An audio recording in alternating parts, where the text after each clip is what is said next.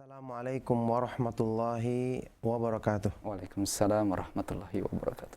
Innal hamdalillah nahmaduhu wa nasta'inuhu wa nastaghfiruh wa na'udzu billahi min syururi anfusina wa min sayyiati a'malina. May yahdihillahu fala mudhillalah wa may yudlil fala hadiyalah. Wa asyhadu an la ilaha illallah wahdahu la syarika lah wa asyhadu anna Muhammadan abduhu wa rasuluh. Ya ayyuhalladzina amanu taqullaha haqqa tuqatih wa la tamutunna illa wa antum muslimun. Ya ayyuhan nasu taqu rabbakumul ladzi khalaqakum min nafsin wahidah wa khalaqa minha zawjaha wa batha minhuma rijalan katsiran wa nisaa wattaqullaha alladzi tasaaluna bihi wal arham innallaha kana 'alaikum raqiba. Ya ayyuhalladzina amanu taqullaha wa qulu qawlan sadida yuslih lakum a'malakum wa yaghfir lakum dhunubakum wa may yuti'illaha wa rasulahu faqad faza fawzan 'azima. Amma ba'du fa inna asdaqal hadits kitabullah wa khairal hadi hadi Muhammadin sallallahu alaihi wa alihi wasallam wa syarral umuri muhdatsatuha wa kullu muhdatsatin bid'ah wa kullu bid'atin dhalalah wa kullu dhalalatin finnar wa ba'du. Alhamdulillah, ma'asyiral muslimin, para pendengar dan pemirsa Roja TV dimanapun Anda berada, a'azzakumullah. Kita kembali dan senantiasa memuji Allah Subhanahu wa ta'ala atas semua limpahan nikmat dan karunia-Nya yang Dia memudahkan untuk kita sebab-sebab kebaikan dalam agama, sebab-sebab untuk bahagianya hati kita dengan mengenal petunjuk-Nya, sebab-sebab untuk kita memahami dan mengamalkan agamanya yang bukan cuma memberikan pahala dan keutamaan yang besar bagi kita dunia akhirat, tapi lebih daripada itu, inilah sebab yang menjadikan hati manusia tenang. Bahkan hati manusia tidak akan merasakan kebahagiaan yang hakiki kecuali setelah dia merasakan jiwanya sejuk dengan kesejukan, kebahagiaan yang dilimpahkan oleh Allah Subhanahu wa ta'ala kepadanya, karena hati manusia tidak akan berhenti untuk mencari kebahagiaan sampai dia bertemu dan dekat dengan zat yang menciptakannya, Allah Subhanahu wa ta'ala. Ma'asyiral muslimin rahimakumullah. Tema kajian kita di kesempatan yang berbahagia ini adalah memahami hakikat dari qurratul ain, penyejuk hati. Apakah penyejuk hati yang sesungguhnya? Bagaimana ayat-ayat Al-Quran dan hadis-hadis Nabi SAW menggambarkan sesuatu yang paling dicari dalam hidup manusia ini, karena inilah yang paling dibutuhkan oleh hatinya, yang paling diinginkan oleh jiwanya. Qurratul ain sering kita dengarkan, sering kita sebut-sebut, sesuatu yang menyejukkan pandangan mata kita dan akhirnya menjadikan bahagia hati kita. Yang mana kalau kita lihat ini ada hubungannya, kalau kita renungkan dengan seksama, kenapa di dalam Al-Quran dan hadis-hadis yang sahih dari Nabi SAW, balasan untuk amal-amal yang besar yang Allah Subhanahu wa ta'ala anugerahkan kepada hamba-hambanya yang beriman, itu Allah jadikan balasannya adalah kedekatan dengannya, kebersamaan secara khusus dengannya, bertemu dengannya. Memang kita ketahui janji tentang kenikmatan sorga, istana, istri-istri atau suami-suami di sorga, berbagai macam fasilitas yang indah, rumah emas, permata dan seterusnya. Tidak ragu lagi ini adalah kenikmatan besar yang tentu dicari oleh manusia sebagai konsekuensi dia beriman kepada hari kemudian, kepada janji Allah tentang kenikmatan di sorga. Tetapi balasan yang Allah Subhanahu wa ta'ala janjikan kepada orang yang mengenalnya, yang mencintainya, orang-orang yang memahami kesempurnaan, keindahan nama-namanya dan kesempurnaan sifat-sifatnya, adalah balasan yang lebih daripada itu, yaitu balasan yang berhubungan dengan zat Allah Subhanahu wa ta'ala secara langsung. Lihatlah misalnya firman Allah Subhanahu wa ta'ala di akhir surat Al-Kahfi. "Faman kana yarju liqa'a rabbih falya'mal 'amalan shalihan. Falya'mal 'amalan shalihan wa la yusyrik bi'ibadati rabbih ahada." Barang siapa yang mengharapkan perjumpaan dengan Allah, maka hendaknya dia mengamalkan amalan soleh dan tidak melakukan perbuatan syirik dalam beribadah kepada Allah Subhanahu wa ta'ala. Apa balasannya? Tidak diberikan janji kenikmatan ini atau fasilitas ini di sorga. Memang dia akan dapatkan kalau orang yang mengamalkan syariat Allah, menjauhi syirik, mengerjakan amalan soleh.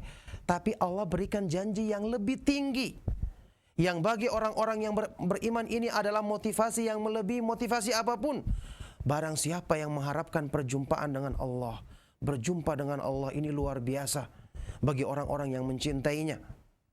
Allah tidak menjadikan balasan selain dirinya sendiri. Berjumpa dengannya, dekat dengannya. Ini bahasa cinta yang hanya dipahami oleh orang-orang yang cinta dan rindu kepadanya. Maka benarlah Rasulullah SAW yang bersabda, "Man ahabba liqa Allahi ahabballahu liqa'ahu." Barang siapa yang mencintai perjumpaan dengan Allah, maka Allah pun mencintai perjumpaan dengannya. Contoh lain, amal yang utama seperti sujud. Apa keutamaannya sujud?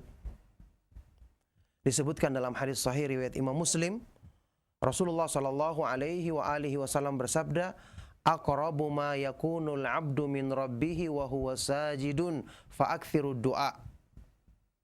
Fa'akthiru du'a fihi." Keadaan seorang hamba yang paling dekat dengan Allah adalah ketika dia sujud. Maka perbanyaklah doa padanya. Ini bahasa cinta.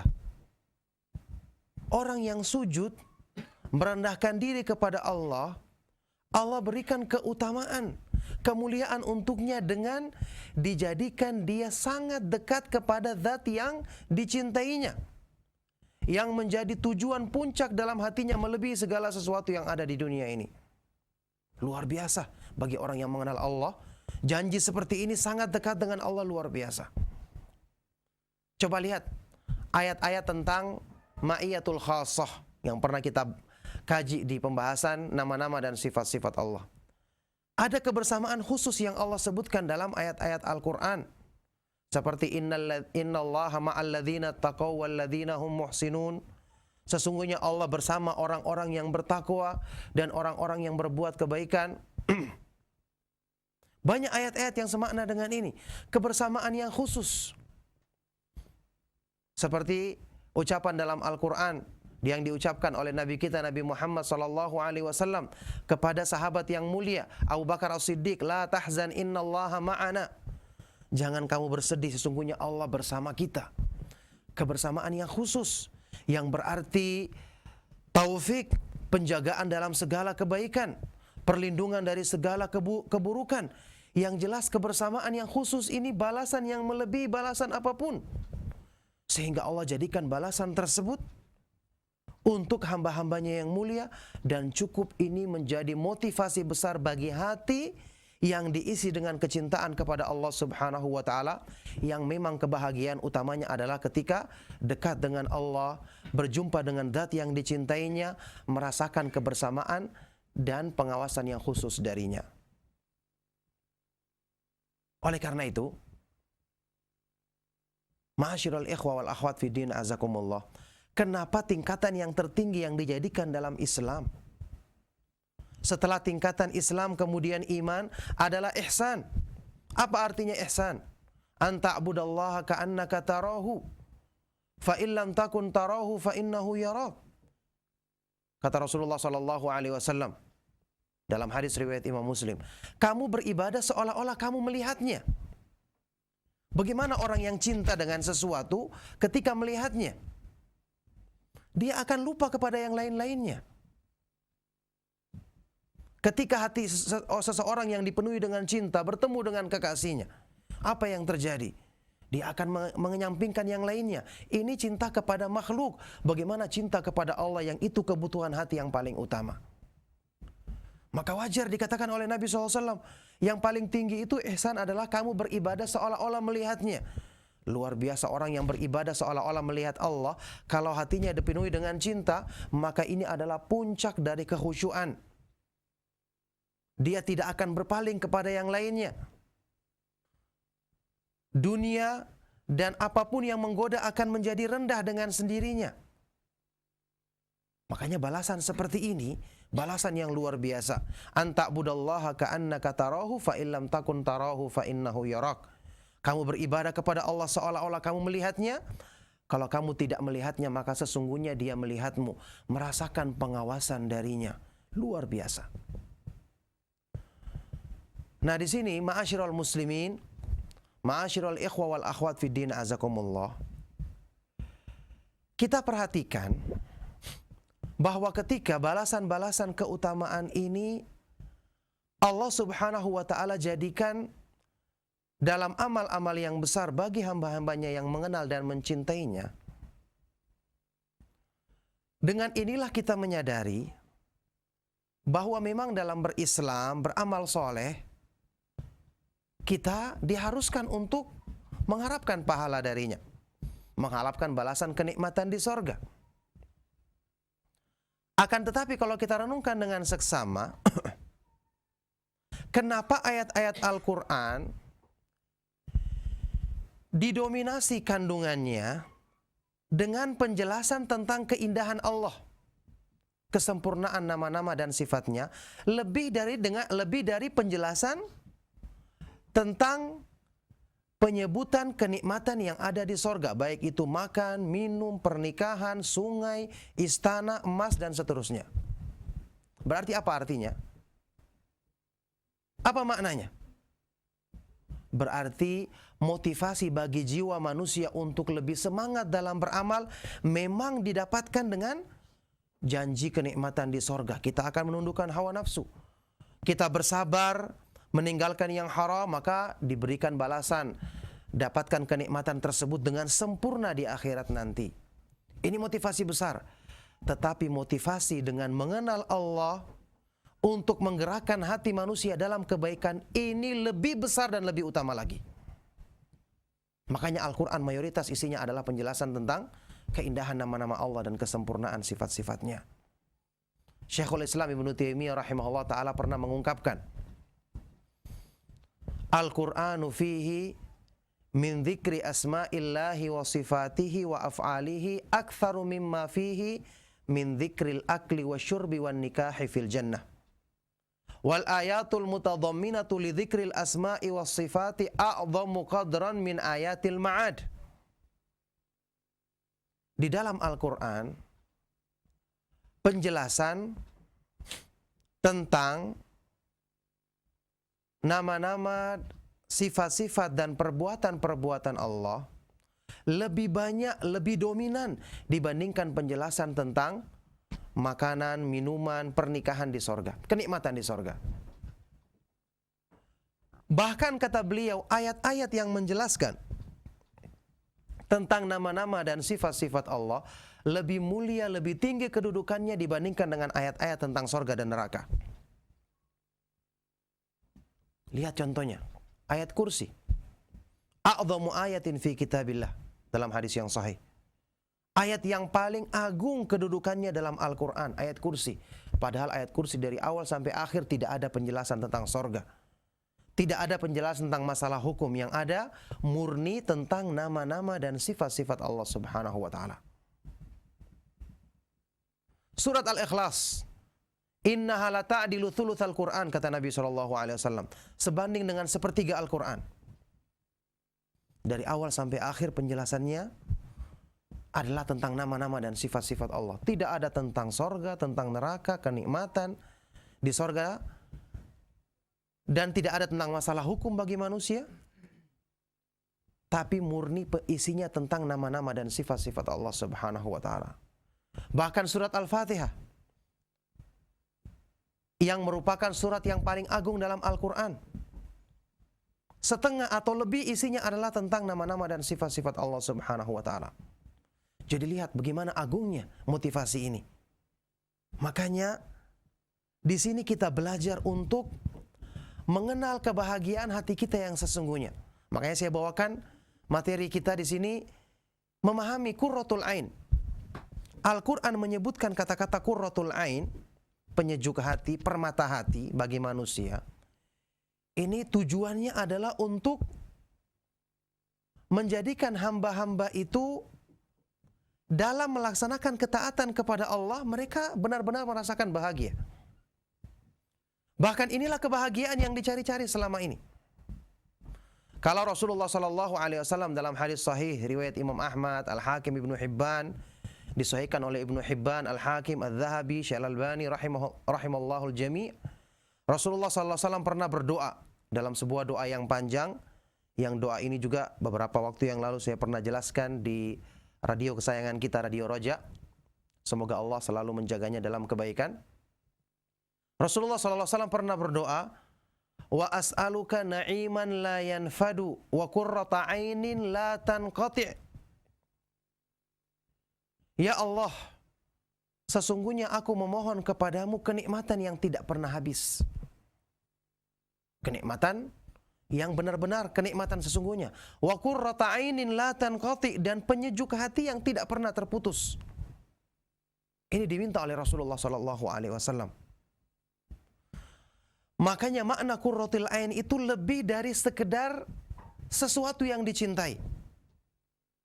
Mungkin kita mencintai sesuatu dan secara fitrah hati menyukai sesuatu dalam perkara-perkara dunia, tapi untuk menjadi penghibur, penyejuk dan ketenangan, sumber ketenangan baginya, maka ini tidak Allah jadikan kepada sembarang hal dalam kehidupan, dalam urusan-urusan dunia, tapi Allah jadikan pada sesuatu yang tertentu, yang tidak lain hubungannya adalah cinta kepada Allah Subhanahu wa taala dan selalu merasakan kebahagiaan ketika mendekatkan diri dengannya.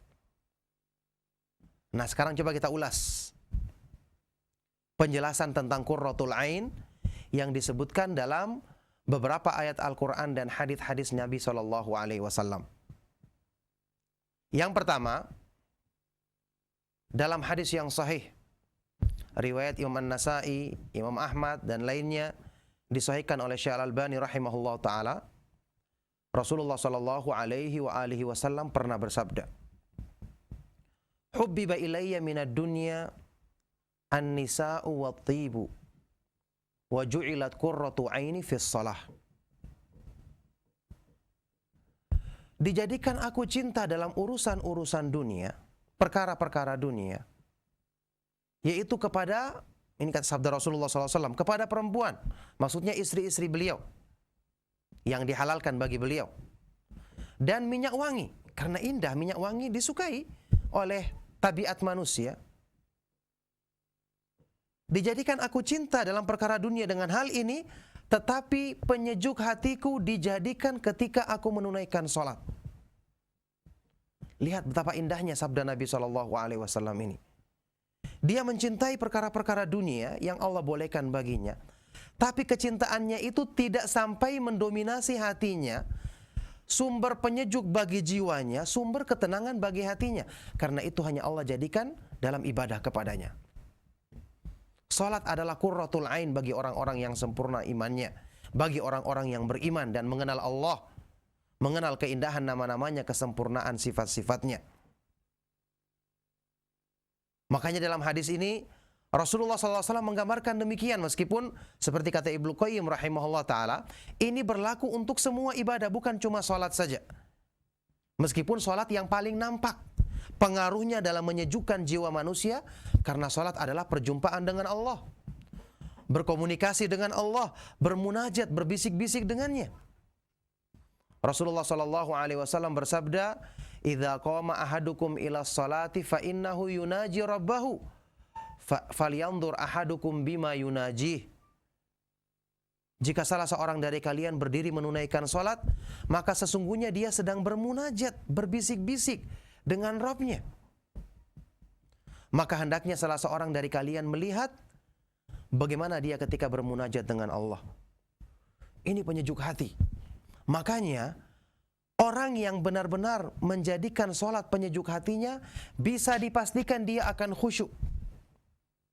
Benar-benar tertuju pikirannya kepada zat yang disembahnya dalam salat.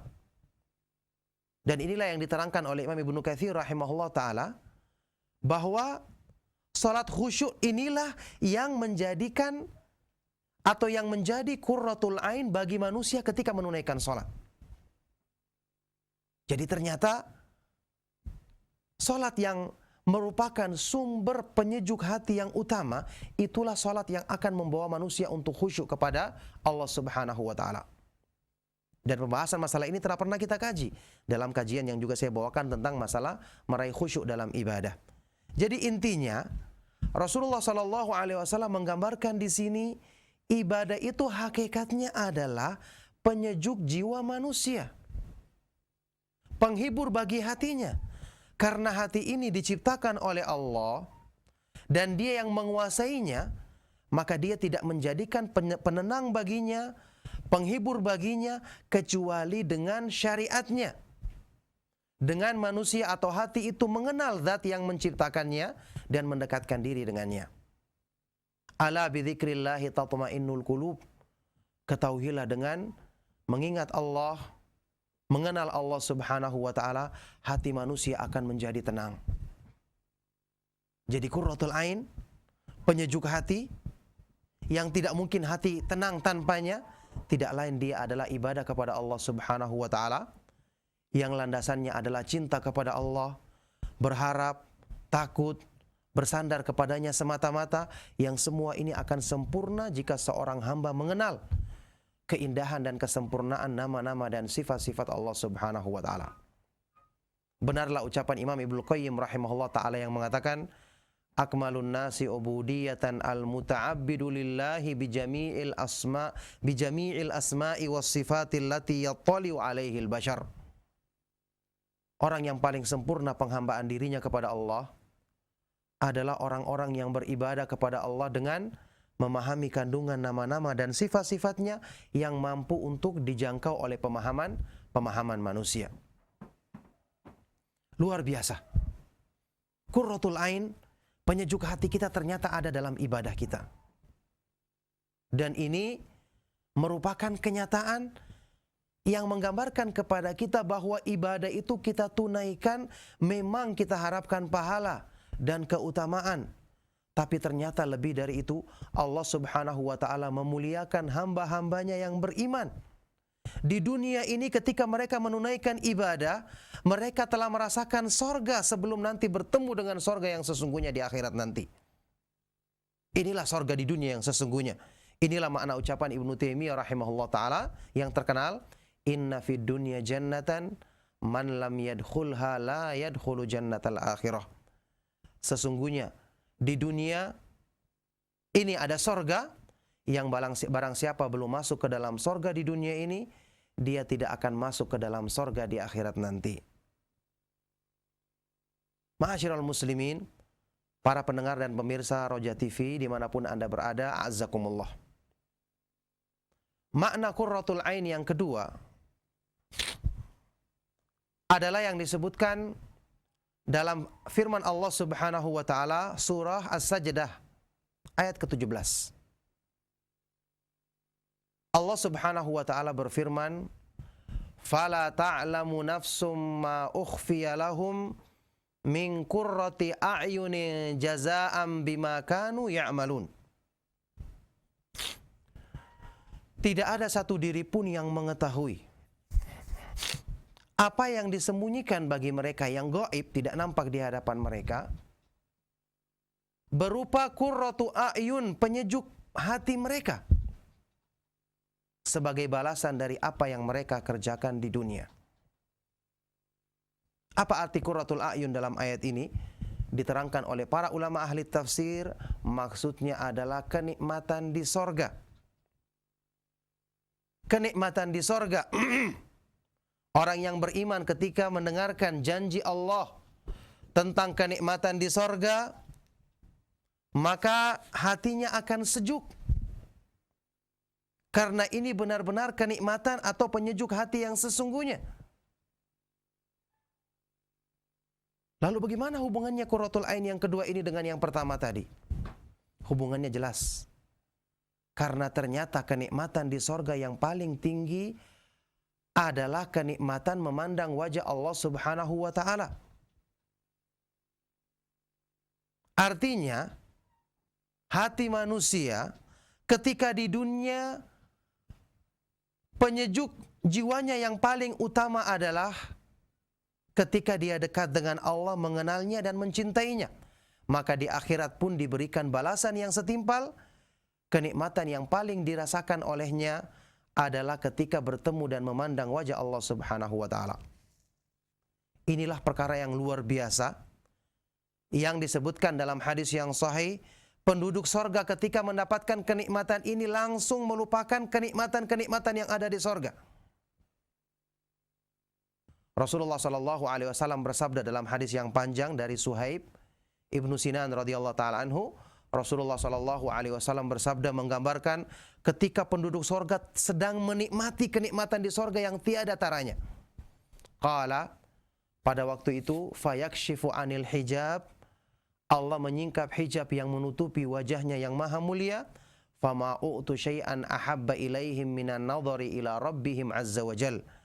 Maka penduduk sorga tidak merasakan satu pemberian yang lebih mereka cintai daripada waktu bertemu dan memandang wajah Allah Subhanahu wa ta'ala. Jadi bisa dibayangkan, kaum muslimin rahimakumullah, bisa dibayangkan kenikmatan sorga tinggi dan nikmatnya luar biasa. Itu bisa lewat ketika seorang hamba itu berjumpa dengan penyejuk hatinya yang memang mereka idam-idamkan sejak di dunia. Kenikmatan di sorga yang kita bayangkan sangat jauh dengan apa yang ada di dunia. Ketika Rasulullah SAW mengatakan dalam hadis yang terkenal, firman Allah Subhanahu wa ta'ala, hadis kursi, a'dadtu li ibadiyas salihin ma la ainun ra'at wa la udhunun sami'at wa la khatara ala qalbi bashar. Aku siapkan bagi hamba-hambaku yang saleh kenikmatan di sorga yang belum pernah dilihat oleh mata, didengar oleh telinga, belum pernah terbetik dalam hati manusia. Karena kenikmatan itu ada yang pernah kita lihat. Maka yang di sorga lebih daripada semua yang kenikmatan yang pernah kita lihat. Ada yang tidak kita lihat tapi kita dengar ceritanya, sangat nikmat. Maka di sorga lebih daripada apa yang kita pernah dengar. Ada lagi yang belum kita pernah lihat dan dengar, cuma kita bayangkan. Kalau seandainya begini, maka yang di sorga lebih daripada semua itu. Bayangkan luar biasa. Sudah seperti itu tingginya, ketika penduduk sorga bertemu dengan zat yang menciptakan kenikmatan tersebut, yang dia adalah maha indah, mereka langsung melupakan semua kenikmatan yang tinggi tadi. Maka, di sini kita ambil pelajaran, kalau kita mengenal Allah di dunia, maka dengan sendirinya semuanya kenikmatan dunia, palsunya, yang iming-iming syaitan terhadap dunia, perhiasannya, kedudukannya, dan semua yang ada padanya, dengan sendirinya akan mudah ditundukkan oleh manusia. Hawa nafsu, kecintaan terhadap dunia yang berlebihan. Kalau kenikmatan sorga saja bisa dilupakan oleh penduduk sorga, apalagi cuma kenikmatan dunia yang rendah. Maka di sini kita menyadari, qurratul ain yang kita rasakan di dunia, begitu pula nanti balasan yang kita akan dapatkan di akhirat. Makanya tingkatan-tingkatan sorga itu di akhirat nanti tergantung dari tingkatan-tingkatan keimanan kita sewaktu di dunia. Bahkan Rasulullah Shallallahu Alaihi Wasallam sewaktu menyebutkan kenikmatan tertinggi memandang wajah Allah di akhirat, beliau menggandengkannya dengan apa? Dengan kerinduan untuk bertemu Allah sewaktu di dunia. Qurratul ain di dunia digandengkan dengan qurratul ain di akhirat nanti. Itulah makna doanya Nabi Shallallahu Alaihi Wasallam dalam hadis yang sahih. Allahumma inni as'aluka lidzatan nadhari ila wajhika wa syauqa ila liqa'ika fi ghairi dharra'a mudhirratin wala fitnatin mudhillah. Ya Allah, sesungguhnya aku memohon kepadamu kelezatan memandang wajahmu di akhirat nanti dan kerinduan untuk bertemu denganmu sewaktu di dunia. Dijelaskan oleh Imam Ibnu Qayyim rahimahullah ta'ala, digandengkannya dua hal ini menunjukkan dua hal inilah yang merupakan puncak di dunia dan di akhirat. Puncak kenikmatan di akhirat adalah memandang wajah Allah, maka puncak kenikmatan yang ada di dunia adalah kemanisan iman, kerinduan untuk bertemu Allah, kecintaan yang benar kepadanya, perasaan nikmat ketika berzikir, beribadah dan mendekatkan diri kepadanya. Inilah hubungan antara dua qurratul ain tadi. Kemudian yang ketiga, makna qurratul ain. Kita singkat karena waktu. Qurratul ain yang ketiga adalah apa yang disebutkan oleh Allah Subhanahu wa taala dalam surah Al-Furqan. Ayat ke-74 tentang apa? Tentang doanya hamba-hamba Allah yang sempurna imannya. Mereka berdoa kepada Allah seperti ini. Walladzina yaquluna rabbana hab lana min azwajina wa dzurriyyatina qurrata a'yunin waj'alna lil muttaqina imama. Hamba-hamba Allah yang Maha Pemurah mereka adalah orang-orang yang selalu berdoa, mengucapkan dalam doanya, wahai Rabb kami, jadikanlah, anugerahkanlah kepada kami pada diri, istri dan anak-anak kami mereka sebagai qurratul ain, penyejuk hati kami, dan jadikanlah kami sebagai panutan teladan bagi orang-orang yang beriman. Loh, ternyata ada makna qurratul ain di kalangan makhluk, yaitu orang-orang yang kita cintai. Secara tabiat kita mencintai mereka, anak dan istri kita, istri juga terhadap suaminya. Tetapi apa yang dimaksudkan dengan keberadaan mereka sebagai qurratul ain? Kita merujuk kepada kitab tafsir para ulama ahli tafsir dari kalangan sahabat, Ibnu Abbas, Al-Hasan Al-Basri, dari kalangan tabi'in dan yang lainnya, mengartikan makna qurratul ain pada diri, istri dan anak di sini adalah ketika seorang muslim bahagia melihat mereka taat kepada Allah. Al-Hasan Al-Basri sewaktu ditanya tentang makna ini, beliau berkata, ayyuriyallahu li'abdil muslim fi zawjihi wa waladihi wa hamimihi ta'atallahi azza wa jal. Allah memperlihatkan bagi hambanya yang beriman pada diri, istrinya, anaknya dan orang-orang yang dicintainya ketaatan kepada Allah Subhanahu wa taala. Jadi apa makna qurratul ain di sini? Maknanya adalah orang yang beriman yang hatinya diisi dengan kecintaan kepada Allah, dia tidak ridha untuk berkasih sayang dengan manusia kecuali jika kasih sayangnya itu mendukung cintanya kepada Allah. Maka dengan sebab itulah dia semangat untuk mendakwai keluarganya, mengajak orang-orang yang dicintainya untuk taat kepada Allah, untuk mengenal petunjuk Allah dan petunjuk Rasulnya Shallallahu Alaihi Wasallam, untuk mengikuti jalan sunnah. Karena dia tidak mau hubungannya dengan siapapun itu mengganggu atau mengurangi kecintaannya kepada Allah. Jadi kita perhatikan, jadi makna qurratul ain yang ketiga ini memang Allah jadikan pada makhluknya, tetapi dengan syarat mereka adalah orang-orang yang taat kepada Allah, sehingga ketika hamba itu mencintai dan dekat dengan orang-orang yang dicintainya, itu tidak mengganggu kecintaannya kepada Allah Subhanahu wa taala. Jadi disinilah jelas hubungan antara tiga makna qurratul ain yang disebutkan dalam ayat-ayat Al-Quran ini dan hadis-hadis yang sahih dari Nabi SAW seperti yang telah saya bacakan tadi. Maka oleh karena itu, ma'asyiral muslimin, ma'asyiral ikhwa wal akhwat fid din, para pendengar dan pemirsa Roja TV dimanapun Anda berada, a'azzakumullah, inilah yang hendaknya menjadi perhatian kita kalau kita ingin membahagiakan diri kita dunia dan akhirat. Hubungan kita dengan manusia akan menjadi indah kalau dilandaskan dengan memahami makna qurratul ain ini. Makanya saya katakan tadi, ada perkara-perkara yang kita cintai, tapi belum tentu menyejukkan jiwa kita. Dan orang-orang yang telah merasakan nikmatnya dekat kepada Allah, tentu dia tidak ingin kehilangan nikmat ini apapun resikonya. Ditukar dengan apapun yang ada di dunia ini. Makanya kedudukan orang-orang yang dekat dengan seorang manusia, kalau dibandingkan dengan kecintaan kepada Allah, jelas kecintaan kepada Allah akan didahulukannya sebagai konsekuensi keimanannya.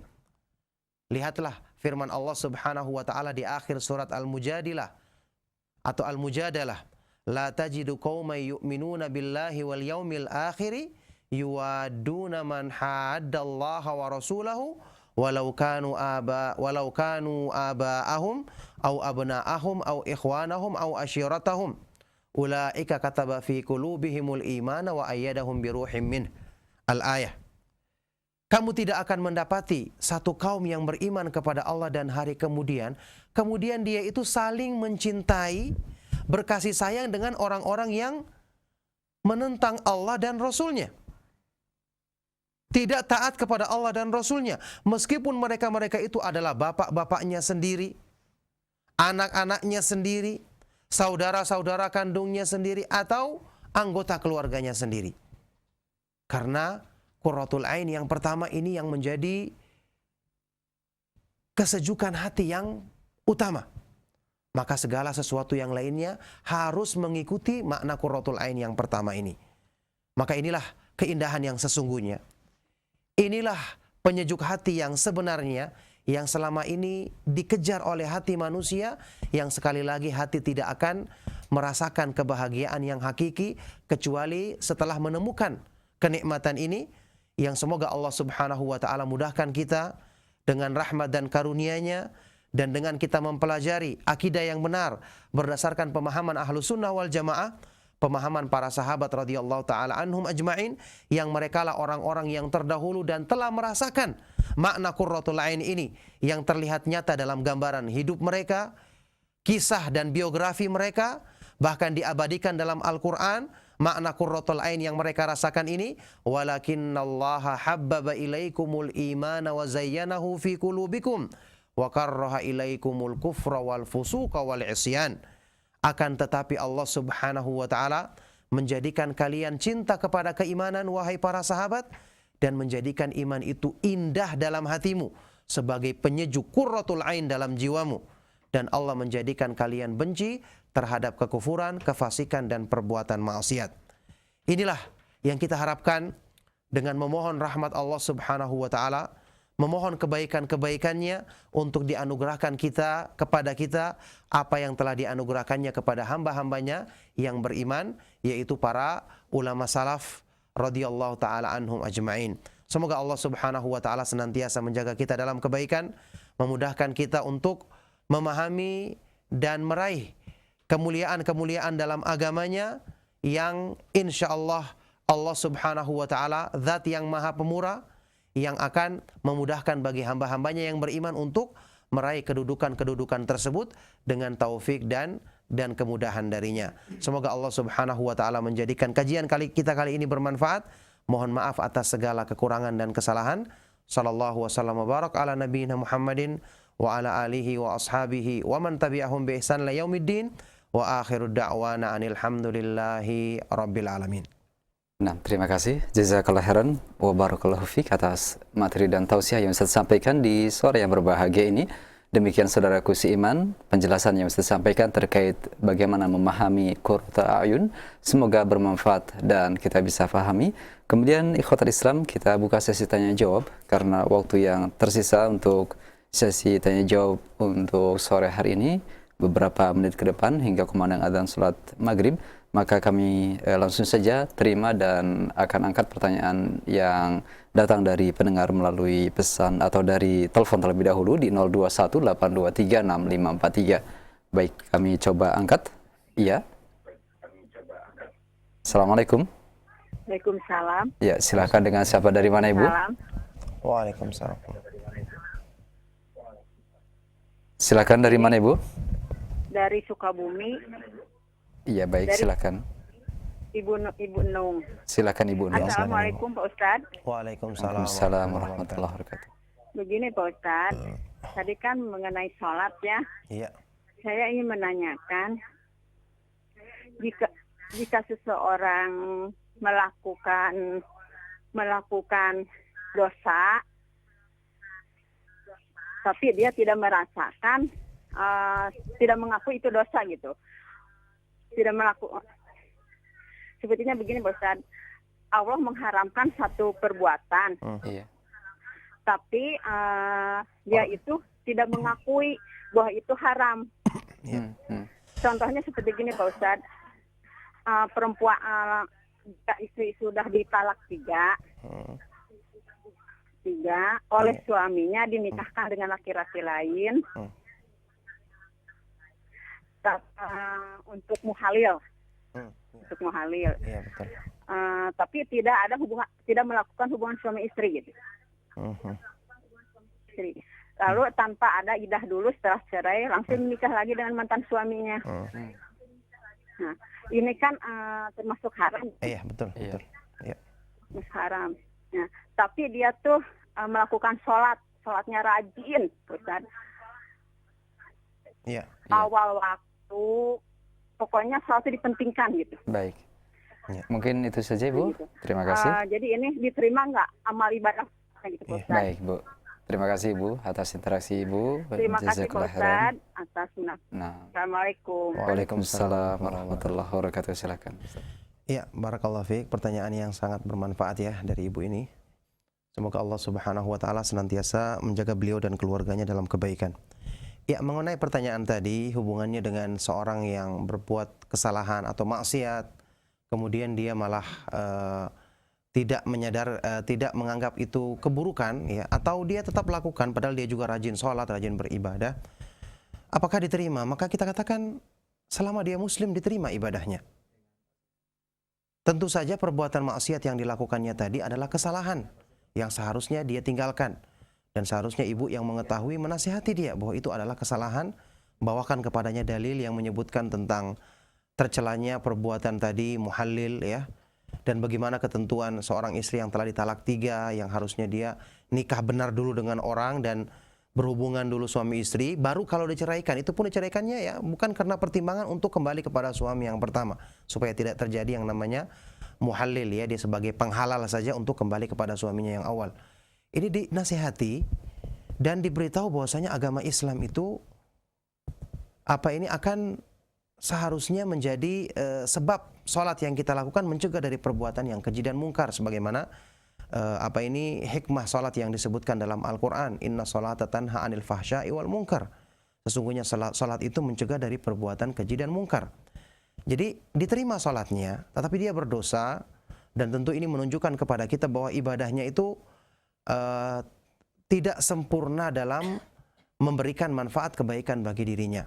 Makanya kita nasihati dia, kita beritahu dia, mungkin dia kurang paham, atau mungkin dia perlu diketuk hatinya agar tergugah untuk meninggalkan kesalahan tersebut.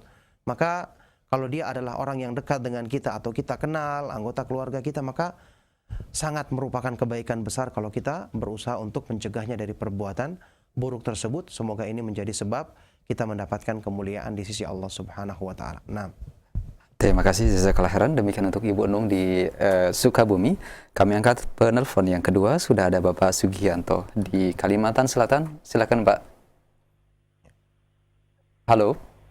Assalamualaikum Pak. Waalaikumsalam warahmatullahi. Bisa sedikit diangkat suaranya Bapak? Begini Pak Ustaz. Silakan Pak. Ini saya mau nanyakan masalah sholat nih. iya, silakan Pak. Mungkin agak diperkeras suaranya Bapak. Kecil sekali suara Bapak.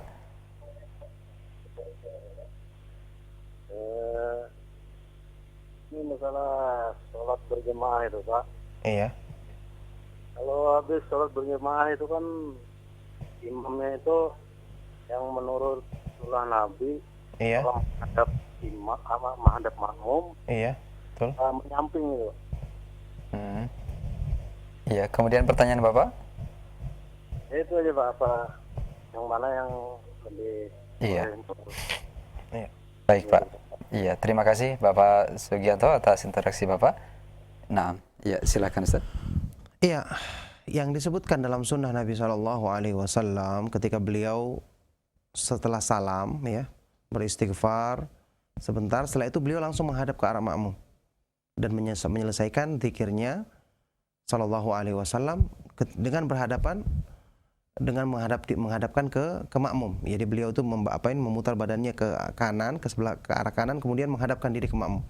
Itu yang dilakukan oleh Nabi Shallallahu Alaihi Wasallam setelah beliau selesai sholat, dan itulah yang sesuai dengan sunnah. Meskipun ya kalau ada yang melakukannya misalnya dia tetap menghadap kiblat atau agak menyamping sedikit, kita tidak katakan dia berdosa atau dikatakan batal sholatnya, tidak, karena ini bukan merupakan kewajiban, tetapi tentu yang terbaik adalah mengikuti sunnah Nabi SAW. Wa khairul hadi hadi Muhammadin sallallahu alaihi wa alihi wasallam. Sebaik-baik petunjuk adalah petunjuk Rasulullah sallallahu alaihi wasallam. Nah, baik, terima kasih, jazakallah khairan.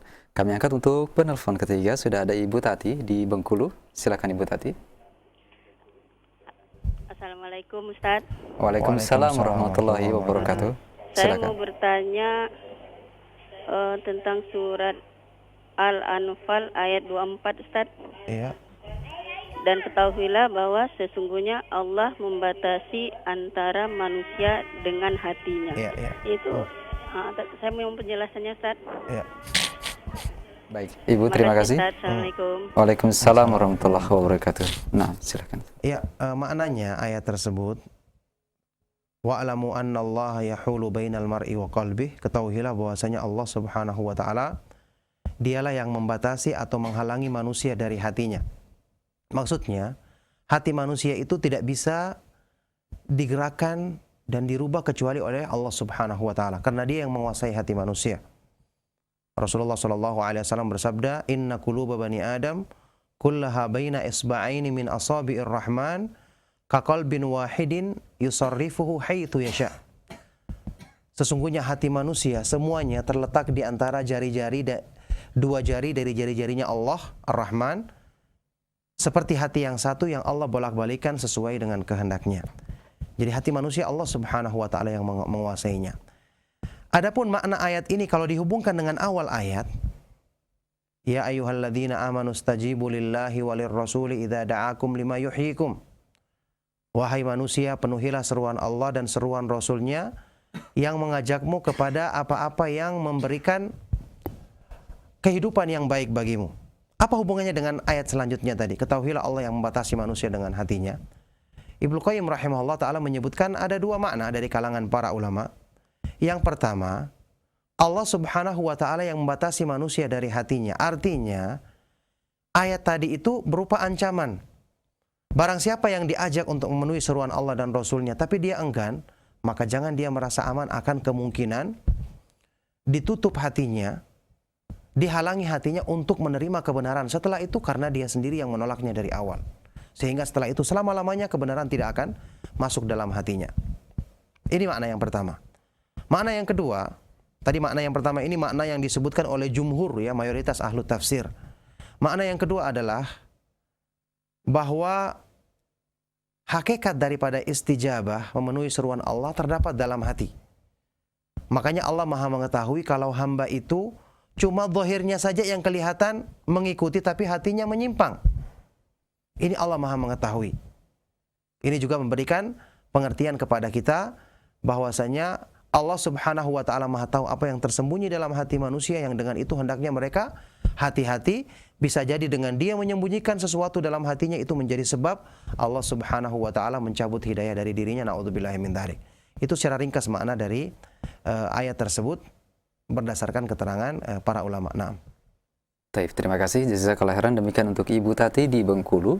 Kami angkat untuk selanjutnya pertanyaan yang datang dari pesan singkat dari seorang hamba Allah di Bekasi yang bertanya, Assalamualaikum warahmatullahi wabarakatuh. Ya Ustaz, sudah 1 tahun ini saya dihantui oleh rasa takut yang berlebihan, takut karena dosa yang telah saya lakukan dan takut meninggal karena belum ada bekal sehingga tidak bisa masuk ke dalam syurga Allah Subhanahu wa taala. Rasa takut itu sangat mengganggu saya, terutama jika masuk waktu siang sampai menjelang petang. Ingin rasanya menangis dan teriak. Mohon bimbingan dari Al-Ustadz, kira-kira apa yang harus saya lakukan supaya hati saya menjadi lebih tenang. Terima kasih. Barakallahu fiik. Pertanyaan yang bermanfaat sekali. Semoga Allah Subhanahu wa taala menjaga penanya ini dan kita semua dalam kebaikan. Kiat untuk menenangkan hati sudah kita bahas tadi adalah Al-Qur'an. Ala bidzikrillahi tatmainnul qulub. Ketahuilah dengan mengingat Allah hati akan menjadi tenang. Adapun masalah yang disebutkan tadi, dia ketakutan karena dosanya, kita katakan kenapa dia ketakutan? Bukankah dia tahu Allah Subhanahu wa taala Maha Pengampun? Disebutkan oleh para ulama, ayat yang paling memberikan pengharapan bagi hamba-hamba yang beriman adalah firman Allah Subhanahu wa taala, "Qul ya ibadiyalladzina asrafu ala anfusihim la taqnatu mir rahmatillah, innallaha yaghfirudz dzunuba jami'an." Katakanlah, wahai hamba-hambaku yang melampaui batas, berbuat dosa, melampaui batas terhadap dirinya sendiri, jangan kamu putus asa dari rahmat Allah. Sesungguhnya dia mengampuni semua dosa, asal kita mau kembali dan bertobat kepadanya. Kalau Allah telah membentangkan tobat, membuka pintu tobat, kenapa kita menyempitkannya? Kenapa kita berputus asa? Kecuali kalau kita tidak kenal Allah, kita bergantung kepada makhluk, kita akan putus asa karena makhluk tidak bisa mengampuni dosa kita, tidak bisa memenuhi kebutuhan-kebutuhan kita. Kalau kita kenal Allah, harusnya kita tahu kita lemah, banyak salah, kita bersandar kepada zat yang dialah yang Maha penerima taubat. Dialah yang namanya At-Tawwab, Maha penerima taubat, Al-Ghafur, Maha pengampun, Al-Afu, Maha pemaaf, Ar-Rahim, Maha penyayang terhadap hamba-hambanya. Kenapa kita ragu? Harusnya kalau kita tahu kita berdosa, kita dekatkan diri kita dengan zat yang mampu untuk mengamankan kita dari akibat dosa tersebut, yaitu dengan bertobat dan kembali kepadanya, Allah Subhanahu wa taala. Kemudian karena takut dia tidak punya bekal, segera bekali diri.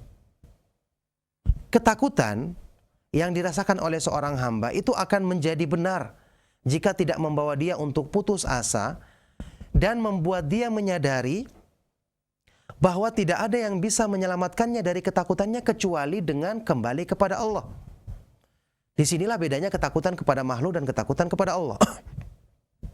Kalau kita takut kepada Allah, kepada makhluk, takut kepada makhluk apa saja, kan caranya untuk selamat kita lari tinggalkan dia, supaya dia tidak bisa menjangkau kita.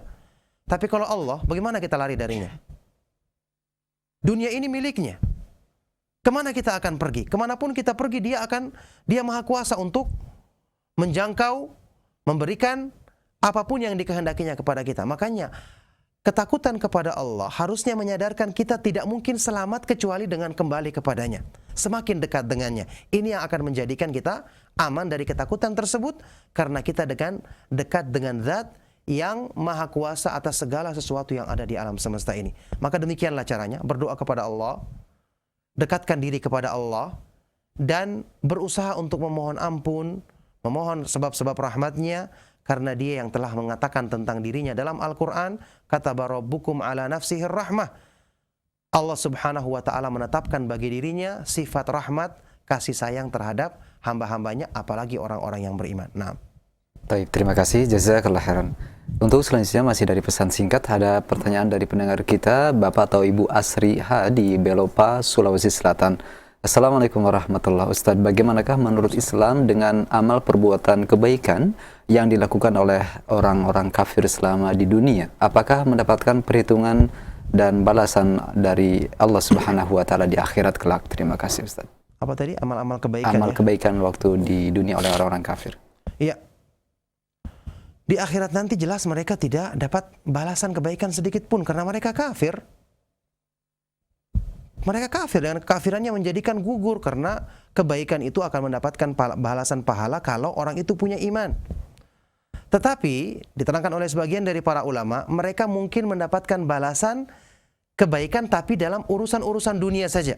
Allah berikan kebaikan, ya misalnya mereka berbuat satu kebaikan ya karena motivasi kemanusiaan, ya diberikan balasan kebaikan dalam urusan dunia. Adapun di akhirat tidak ada balasan kebaikan sedikit pun bagi orang-orang kafir, karena akhirat itu hanya dijadikan untuk orang-orang yang beriman, yang ketika di dunia mereka beriman kepada Allah, mentauhidkannya, dan tidak melakukan sebab-sebab yang membatalkan keimanan mereka. Nah, terima kasih jazakallahu khairan. Kami angkat untuk selanjutnya dari penelpon yang terakhir di kesempatan sore hari ini. Halo. Assalamualaikum. Waalaikumsalam warahmatullahi wabarakatuh. Dengan siapa, dari mana? Dengan Lukman di Bogor Barat. Silakan Pak Lukman. Pak Ustadz, ya silakan. mau bertanya, seandainya ada orang benar-benar tobat itu dari kesyirikan gitu, tapi udah gitu, tapi di dosa yang lain sepertinya kalau kita lihat jalan gitu banyak wanita-wanita yang aurat lah gitu, ada aja gitu berdosa gitu. Apa di dalam kesyirikan itu kita itu yang dimaafkan ya oleh Allah Subhanahu wa taala. Assalamualaikum Waalaikumsalam warahmatullahi. Iya, barakallahu fikum, pertanyaan yang bermanfaat ya. Semoga Allah selalu menjadikan kebaikan pada diri beliau ya, dan kita semua dan keluarganya. Ya, masalah bertobat dari perbuatan syirik, tapi pada saat yang bersamaan dia juga tetap tidak bisa luput dari perbuatan maksiat ketika dia jalan melihat hal-hal yang diharamkan, aurat yang terbuka dan yang lainnya. Maka pertama, tobatnya dari perbuatan syirik yang awal itu tidak akan menjadi rusak karena maksiat yang berikutnya, selama ketika dia tobat awal itu terpenuhi syarat-syarat diterimanya tobat. Penyesalannya sungguh-sungguh, tekadnya untuk tidak mengulangi sungguh-sungguh, usahanya untuk meninggalkan perbuatan tersebut dan sebab-sebab yang membawanya, menjauhi sebab-sebabnya juga sungguh-sungguh, dan Allah Maha mengetahuinya. Jadi perbuatan yang tobat yang pertama, kalau terjadi lagi dosa berikutnya, tidak menjadi tobat yang pertama ini gagal atau gugur, tidak. Karena Allah Maha mengetahui dia telah sungguh-sungguh dalam tobatnya yang pertama. Terjadi lagi maksiat yang sama atau maksiat yang lain, maka dia butuh tobat lagi. Terus begitu seperti berikutnya. Makanya kita memohon perlindungan kepada Allah agar dijauhkan dari sebab-sebab keburukan. Dan Allah Maha Kuasa untuk itu. Kita selalu berdoa kepada Allah kalau kita berbuat baik, kita bersyukur kepada Allah dan mengatakan dalam doa kita, ya Allah, jagalah kebaikan ini dalam diriku. Selalu mudahkanlah taufik kepadaku dalam melakukan kebaikan-kebaikan ketaatan padamu. Kalau kita melihat orang lain yang berbuat buruk atau kita takut terhadap perbuatan maksiat, karena kita yakin maksiat terjadi itu adalah karena Allah berpaling dan tidak memberikan taufik kepada hambanya, makanya kita berlindung kepada Allah. Ya Allah, hindarkan aku dari sebab-sebab terjerumus ke dalam maksiat, jagalah aku dari sebab-sebab yang bisa membawa diriku kepada keburukan. Nah, kalau ini kita lakukan, insya Allah Allah akan menjaga kita sesuai dengan kesungguhan kita meminta kepadanya, sesuai dengan kesungguhan kita bersandar kepadanya. Nah, baik, pertanyaan Bapak Lukman tadi menutup perjumpaan kita saat mungkin ada kesimpulan akhir atau penutup acara kita, silakan. Ya, barakallahu fikum. Ya, ini sebagai kesimpulan dari ceramah yang saya sampaikan tadi adalah memahami makna qurratul ain, yang ini merupakan dambaan atau sumber kebahagiaan manusia yang sesungguhnya. Maka segala puji bagi Allah Subhanahu wa taala yang benar-benar sempurna kasih sayangnya kepada manusia, karena dalam beragama mereka menunaikan ketaatan kepada Allah ketika mereka memahami keimanan tauhid, keyakinan yang benar, tidak cuma mendapatkan pahala, balasan pahala dan keutamaan, tapi lebih daripada itu benar-benar hati dan jiwa mereka dijadikan bahagia dalam kehidupan di dunia, terlebih-lebih di akhirat nanti. Maka ini menjadikan kita semakin bersyukur kepada Allah, semakin mencintainya, semakin banyak memuji dan menyanjung kebesarannya, karena sungguh limpahan nikmat dan karunia-Nya kepada manusia tidak terhingga dan meliputi semua kebaikan-kebaikan yang dibutuhkan oleh manusia dalam kehidupan mereka. Semoga Allah Subhanahu wa taala senantiasa menjaga kita dalam kebaikan sampai di akhir hayat kita. Kita cukupkan. Sallallahu wasallam wa barak ala nabiyina Muhammadin wa ala alihi wa ashabihi wa man tabi'ahum bi ihsan ila yaumiddin. Wa akhiru da'wana anil hamdulillahi rabbil alamin. Subhanakallahumma wa bihamdika asyhadu an la ilaha illa anta astaghfiruka wa atubu ilaik. Wassalamualaikum warahmatullahi wabarakatuh.